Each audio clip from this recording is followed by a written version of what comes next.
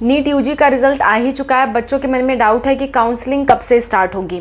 तो काउंसलिंग कब से स्टार्ट होगी, प्लस काउंसलिंग में कितनी फ़ीस लगती है, काउंसलिंग में कितनी फ़ीस रिफ़ंडेबल होती है, कितनी नॉन रिफ़ंडेबल होती है, कितनी तरह की काउंसलिंग्स होती हैं, सारी बातें आज के वीडियो में हम डिस्कस करेंगे ताकि काउंसलिंग के टाइम आपको किसी तरह की कोई प्रॉब्लम ना आए।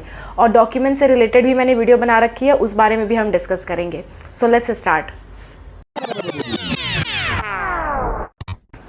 Hello everyone, welcome to Spark Up classes. This is Suman Yadav.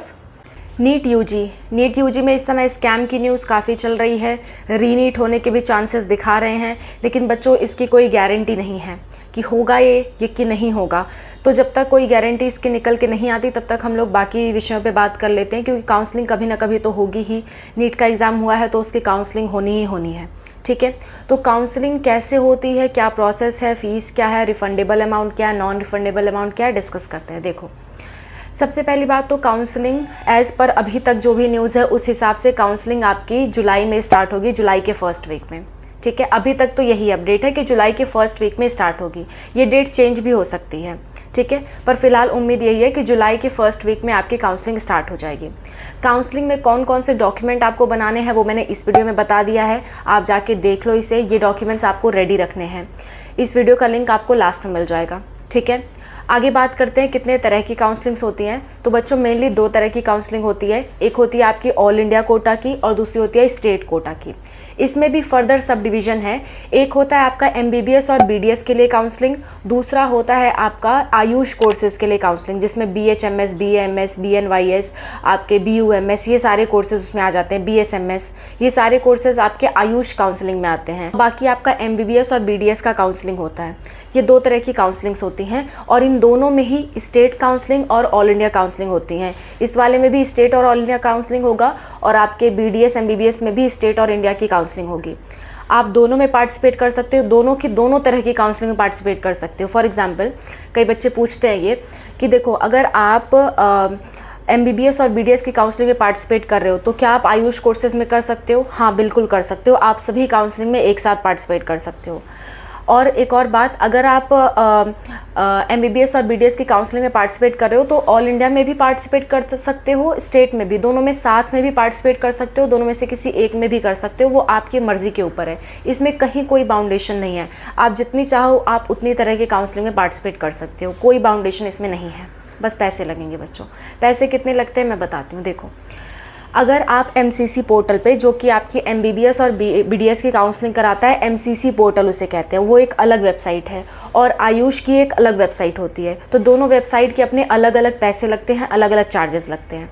ठीक है, तो जो आपकी MCC की है उसकी बात कर लेते हैं। MCC की वेबसाइट से आपको MBBS और BDS कोर्स, सिर्फ यही दो कोर्स में एडमिशन मिलता है। इस बार BSc नर्सिंग इंक्लूड होने की भी बात आ रही है, तो वो देखना पड़ेगा कि किस में इंक्लूड हो रही है। वो जब काउंसलिंग स्टार्ट होगी तभी पता चलेगा। ठीक है, फिलहाल MCC की काउंसलिंग में सिर्फ MBBS और BDS के कॉलेजेस आते हैं। और MCC की काउंसलिंग अगर आपको करवानी है तो रजिस्ट्रेशन फ़ीस होती है 1000 रुपये। 1000 रुपये लगती है आपकी जनरल बच्चों के लिए। कभी कभी ये 2000 भी होता है, किसी किसी ईयर ये वैरी करता रहा है। तो इस साल 1000 रहेगा या 2000 ये बता नहीं सकते। ठीक है, लेकिन इतना तय है 1000 या 2000 में से कोई एक रहेगा। ओके, तो ये आपकी रजिस्ट्रेशन फ़ीस होगी, जो कि आपको वापस नहीं दी जाएगी, भले ही आपको कोई कॉलेज ना मिले। ये रजिस्ट्रेशन फ़ीस है और ये जनरल और EWS वालों के लिए है। बाकी OBC, SC, ST, PWD के लिए 500 रुपये लगते हैं रजिस्ट्रेशन के। ठीक है, 500 रुपये लगेंगे और ये 500 रुपये आपको वापस नहीं होंगे, और ना ही ये 1000 रुपये जो जनरल वालों के लग रहे हैं ये वापस नहीं होंगे। ठीक है, ये नॉन रिफ़ंडेबल होती है, भले आपको कॉलेज मिले या ना मिले, ये पैसे वापस नहीं होते हैं। प्लस ये गवर्नमेंट कॉलेजेस के लिए फ़ीस है कि गवर्नमेंट कॉलेज की काउंसलिंग कराना चाहते हो तो इतने रुपए लगेंगे। अगर प्राइवेट कॉलेज उसमें आप चूज़ कर रहे हो या डीम्ड यूनिवर्सिटी चूज़ कर रहे हो तो 5000 रुपये लगते हैं काउंसलिंग की रजिस्ट्रेशन फ़ीस, जो कि अगेन आपको रिफ़ंड नहीं होती है। 5000 रुपये ये जो आप लगा रहे हो वो आपको रिफ़ंड नहीं होगी। अब कहोगे मैम हम गवर्नमेंट और प्राइवेट दोनों चूज़ करना चाहते हैं, तो बच्चों तब भी उन केस में 5000 ही लगेगा, आपको वो पहले वाले 1000 देने की ज़रूरत नहीं है। आप चाहे सिर्फ प्राइवेट चूज़ करो या प्राइवेट गवर्नमेंट दोनों चूज़ करो, 5000 रुपये लगेंगे सभी कैटेगरीज़ के लिए। ठीक है, और ये 5000 रुपये आपको रिफ़ंड नहीं मिलेंगे, भले ही आपको कोई कॉलेज अलॉट हो जाए। ओके, और दूसरी बात, जो सिर्फ गवर्नमेंट का चूज़ करना चाहते हैं उनके लिए 1000 रुपये लगेगा, SC ST OBC वालों के लिए 500 रुपये लगेगा। ठीक, आगे बात करते हैं। ये हो गई आपकी, चाहे वो ऑल इंडिया काउंसलिंग हो या स्टेट काउंसलिंग हो, इतने पैसे रजिस्ट्रेशन के लगते हैं। इसके बाद जो स्टेट काउंसलिंग होती है, उस स्टेट काउंसलिंग में एडिशनल पैसे भी लगते हैं। स्टेट काउंसलिंग की बात कर लेते हैं। आपका जो स्टेट काउंसलिंग है उसमें हर स्टेट का अपना अलग अलग फ़ीस होता है। उसमें से क्या होता है ना, एक सिक्योरिटी मनी डिपॉजिट होती है बच्चों। जैसे मान लो आप काउंसलिंग करवाने वाले हो तो रजिस्ट्रेशन फ़ीस तो लगेगी। आपकी ऑल इंडिया की रजिस्ट्रेशन फ़ीस अलग लगेगी जो मैंने बताई। सिमिलरली आपकी स्टेट की रजिस्ट्रेशन फ़ीस अलग लगेगी। ऐसे ही आयुष काउंसलिंग में भी ऑल इंडिया की रजिस्ट्रेशन फ़ीस अलग लगेगी और स्टेट की रजिस्ट्रेशन फ़ीस अलग लगेगी। ठीक है, तो अगर आप सभी काउंसलिंग में पार्टिसिपेट करना चाहते हो तो यही फ़ीस आपको 4 बार देनी पड़ सकती है। MCC पोर्टल के लिए यानी कि MBBS BDS के लिए स्टेट और ऑल इंडिया काउंसलिंग, और ऐसे ही आयुष पोर्टल के लिए स्टेट और ऑल इंडिया काउंसलिंग। ठीक है, तो ये टोटल चार काउंसलिंग्स हैं। मेन तो है आपकी 2 वेबसाइट हैं, दोनों वेबसाइट पे 4 तरह की काउंसलिंग चल रही है। ठीक है, स्टेट वाइज हर स्टेट की अलग अलग वेबसाइट हो सकती है।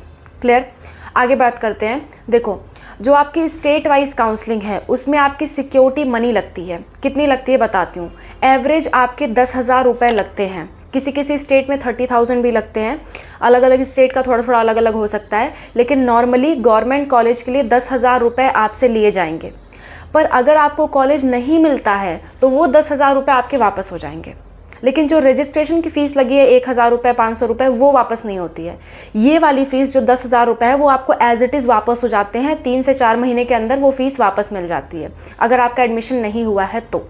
ठीक है, दूसरी बात, डीम्ड यूनिवर्सिटीज़। अगर आप डीम्ड या प्राइवेट यूनिवर्सिटीज़ में एडमिशन के लिए अप्लाई कर रहे हो तो स्टेट वाले जब अप्लाई कर रहे हैं तो उसके लिए आपके 2 लाख रुपये जमा किए जाते हैं। वो 2 लाख रुपये आपको सबमिट करने होते हैं। अगर आपको कॉलेज नहीं मिला तो 2 लाख रुपये आपके वापस हो जाएंगे। यहाँ पे एक और केस आता है बच्चों। अगर मान लो कॉलेज कोई मिल गया, आपने ऐसा कॉलेज चूज़ कर रखा है जिसकी फ़ीस बहुत ज़्यादा है, पर आपने गलती से ही चूज़ कर दिया या किसी भी वजह से चूज़ कर दिया और वो कॉलेज आपको अलॉट हो गया, तो उसके बाद आपको वो सीट लेनी ही पड़ती है, वरना आपके ये 2 लाख रुपये जो हैं वो वापस नहीं होंगे। 2 लाख रुपए उस केस में वापस नहीं होंगे, या जो 10,000 रुपये हैं वो उस केस में वापस नहीं होंगे अगर आप सीट जानबूझ के छोड़ रहे हो। एक ऑप्शन और होता है अपग्रेडेशन का। मान लो कि आप पहले राउंड में ही आपको कोई कॉलेज मिल गया और आपको पसंद ही नहीं है, आप चाहते हो कि उसके अलावा कोई और मिले, तो आप अपग्रेड का एक ऑप्शन होता है वो चूज़ कर लेते हो। जब काउंसलिंग की प्रोसेस स्टार्ट होगी तो मैं स्टेप बाय स्टेप भी बता दूंगी, अभी एक आइडिया दे रही हूँ। अपग्रेडेशन का ऑप्शन चूज़ कर सकते हो। उससे क्या होगा कि आपको उससे बेहतर सीट मिलने के चांसेस होंगे सेकंड या थर्ड राउंड में। लेकिन थर्ड राउंड के बाद आप ये अपग्रेडेशन का ऑप्शन नहीं चूज़ कर पाओगे, आपको जो मिला है वो लेना पड़ेगा, वरना आपका जो सिक्योरिटी डिपॉजिट है वो वापस नहीं मिलेगा आपको। ठीक है, ये केस होता है। एक बार फिर से सारी चीज़ें समराइज़ करती हूँ। सिमिलरली आपका आयुष में भी होता है, सेम टू सेम। एक बार सारी चीज़ें फिर से समराइज़ करती हूँ। देखो, 2 तरह की काउंसलिंग है, MCC पोर्टल की और आपकी आयुष पोर्टल की। MCC में भी 2 काउंसलिंग आती हैं आपकी, एक स्टेट की होती है, एक ऑल इंडिया की होती है। दोनों की ही रजिस्ट्रेशन फ़ीस अलग अलग लगती हैं, और जो स्टेट की काउंसलिंग है उसमें सिक्योरिटी फ़ीस भी लगता है। गवर्नमेंट कॉलेज के लिए 10,000, प्राइवेट या डीम्ड यूनिवर्सिटीज़ के लिए 2 लाख, और इसमें रजिस्ट्रेशन के लिए डीम्ड यूनिवर्सिटी में रजिस्ट्रेशन के लिए 5,000 लगते हैं। 1,000 नहीं, 5,000 लगेंगे रजिस्ट्रेशन के। ठीक है, सिमिलरली, और वो 5,000 आपको वापस नहीं मिलेंगे। सिमिलरली आपकी आयुष काउंसलिंग में भी 2 काउंसलिंग होती हैं, स्टेट की और आपके ऑल इंडिया की। ठीक है, यहाँ पे स्टेट की भी आपके रजिस्ट्रेशन फ़ीस लगेगी, ऑल इंडिया की भी रजिस्ट्रेशन फ़ीस लगेगी। प्राइवेट में पार्टिसिपेट कर रहे हो तो 5,000 रजिस्ट्रेशन फ़ीस लगेगी और सिक्योरिटी अमाउंट 2 लाख रुपये लगेगा। और अगर गवर्नमेंट में पार्टिसिपेट कर रहे हो तो सिक्योरिटी अमाउंट 10,000 रुपये लगते हैं। ठीक है, चाहे वो जिस भी कैटेगरी से हो, सभी कैटेगरी के लिए सेम है। तो इस तरह से काउंसलिंग होती है। और अगर आपको कॉलेज मिल गया फिर भी आप कॉलेज छोड़ दे रहे हो तो आपकी जो सिक्योरिटी मनी है वो आपको वापस नहीं मिलेगी किसी भी कंडीशन में। ओके, हाँ, अगर कॉलेज मिला ही नहीं आपको, कोई भी कॉलेज आपको नहीं मिला जो आपने सेलेक्ट कर रखा है, ऐसा नहीं है कि मतलब पूरे दुनिया के सारे कॉलेजेस से उसमें रहेंगे, नहीं, जितने आप सेलेक्ट किए रहोगे अपने हिसाब से, उसमें सेलेक्ट करने का ऑप्शन आता है, जितने आप सेलेक्ट किए हो उसमें से अगर कोई भी नहीं मिला तो आपकी सिक्योरिटी मनी वापस हो जाएगी, और उसमें से कोई मिल गया तो आपकी सिक्योरिटी मनी वापस नहीं होगी बच्चों। ठीक है, इस बात का आप लोग ध्यान रखना। आई होप सारा कॉन्सेप्ट आपको क्लियर है। जुलाई में आपकी काउंसलिंग स्टार्ट होगी, जैसे ही स्टार्ट होगी मैं डेफिनेटली इन्फॉर्म करूंगी, स्टेप बाय स्टेप प्रोसेस बताऊंगी, कैसे रजिस्टर करना है, कौन कौन से कॉलेजेस पहले भरो, किस मार्क्स के अनुसार कौन से कॉलेज के लिए भरना चाहिए आपको, सब मैं बताऊँगी, बेफिक्र रहो। ठीक है, आई होप आपको ये वीडियो पसंद आया होगा। और भी कोई दिक्कत, कोई प्रॉब्लम होती है किसी भी चीज़ से रिलेटेड, आप कमेंट्स में मेंशन करो। और नीट स्कैम से रिलेटेड बच्चों मैंने भी आवाज़ उठाई है, आप ये वीडियो मेरी देख सकते हो। आप ये मत समझो कि मैं आपके साथ नहीं हूँ, मैं बिल्कुल आप लोग के साथ हूँ इस केस में, ठीक है। मैं काउंसलिंग का इसलिए बता रही हूँ क्योंकि कभी ना कभी तो होगा ही। Okay, so thanks for watching, bye, take care.